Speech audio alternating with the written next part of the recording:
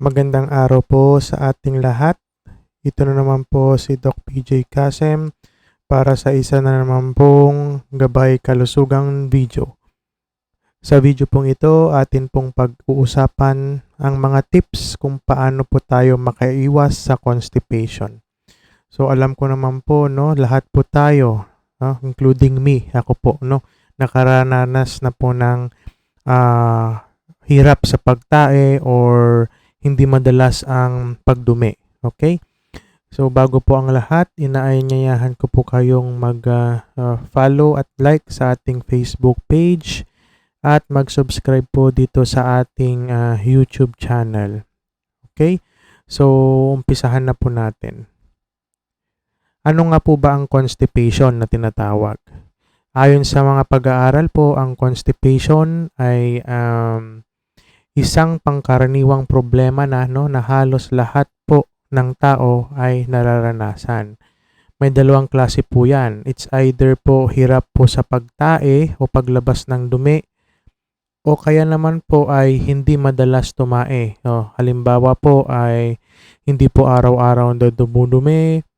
Okay, so pwedeng 4 na beses lang sa isang linggo or hindi po nagmi-miss po ng isang araw. So every other day po na dumudumi. So, pwede pong ma-consider po natin yan ng constipation. So, marami pong rason kung bakit po hirap po tayo sa pagdumi.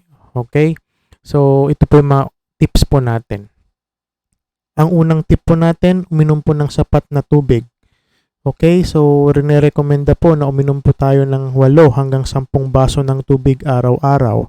Dahil po para mapanatili po ang ating katawan na hydrated, no? Okay? Kung sapat po kasi ang tubig sa ating katawan, so pwede pong mag-soft, okay? Maging hindi po matigas masyado yung ating tae. So pag ganun po, mas madali po nating mailabas. Okay? So ngunit paalala lamang po yung pag-inom ng tubig na sa araw-araw, depende pa rin po 'yan kung sinabi po ng doktor nyo na ilimita po ang tubig, no? Dahil po na-diagnose po kayo ng heart failure or palya sa puso, ganyan. So, mas maganda pong magpatingin muna sa doktor bago po nyo sundin, no? Pero ang recommendation po is 8 hanggang 10 baso ng tubig araw-araw. Maliban na lang po nga kung may mga problema po sa puso, no? Yung mga nagmamanas, nagtutubig ang tiyan, nagtutubig ang baga. So, yun po yung mga exceptions po dito sa tip po na ito.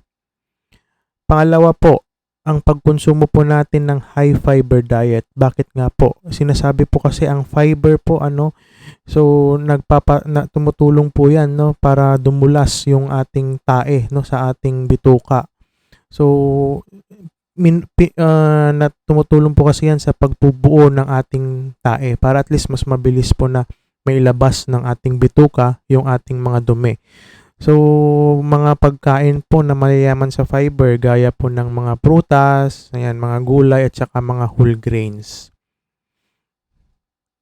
Pangatlo po, hindi po nawawala sa ating tip ang mag-ehersisyo ng regular.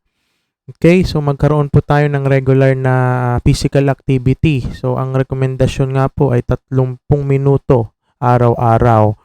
Okay, bakit nga po? So, pansin nyo po yung mga hindi po gumagalaw masyado, sila po yung at risk po na hirap sa pagdumi. Kasi nga po, pwedeng hindi po magalaw yung bituka po kung hindi rin po tayo gumagalaw.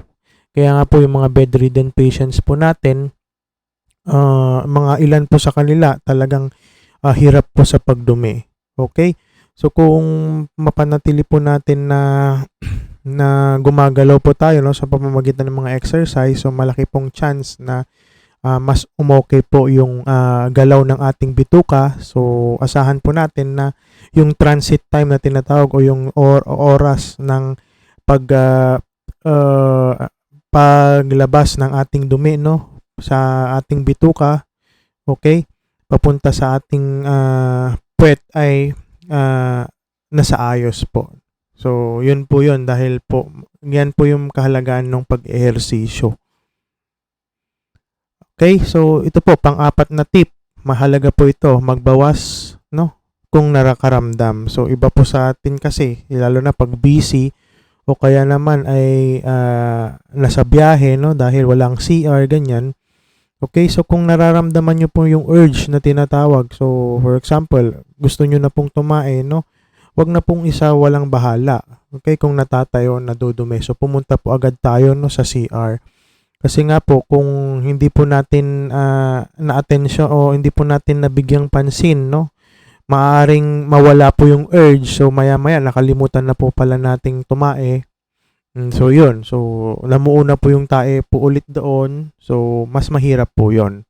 Okay, so mas maganda po na kung naramdaman nyo na po na natatae po kayo, okay, mag-CR na po agad. Panglima po, ito pong pagkonsumo natin ng probiotic. So ano nga po pa itong probiotic na ito? So ang probiotic ay isang magandang bakterya, no, na maaring magdulot ng maganda sa ating bituka. Okay, maraming po yan, maraming mga klase ng probiotic. So ang pinaka pangkaraniwan na po dyan, yung pinakasikat na probiotic drink. Okay, pwede rin po yung mga yogurt. Yan, so pwede po kayong magkonsumo araw-araw. And yung may mga food supplement din po, no, na mga probiotics. So pwede po yun. Kasi nga po, yung probiotic, tumutulong po sa pag-regulate, no, ng ating dumi. And syempre po, kung ayaw pa rin po, ano, nasundan nyo na po yung 5 na unang tip. Pinakamaganda po dyan, magpatingin na po tayo sa ating doktor. Okay? So, pwede pong bigyan tayo ng ating doktor ng mga laxatives. Okay? O kaya, yun nga, mga pampatae po. O kaya pwedeng i-request ng doktor natin na mag-colonoscopy o para at least masilip po yung bituka natin. Okay? So, hindi po rin po tayo basta-basta umiinom ng laxative. Okay? Dahil, for example po, may bara po pala dun sa bituka. So, kung uminom po kayo ng para sa laxative, no, ihilab po yung tiyan nyo. So, pwedeng i-push po niya yung bara. Kung hindi po ma-push po yun, okay, pwedeng pumutok yung bituka. Okay, so mas mainam pa rin po na magpatingin po sa doktor. Okay?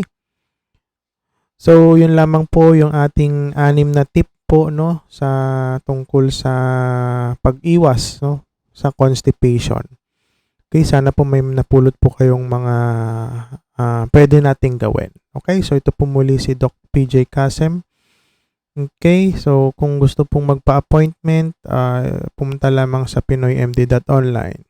Okay, so hanggang sa muling pagkikita po. So God bless us all po.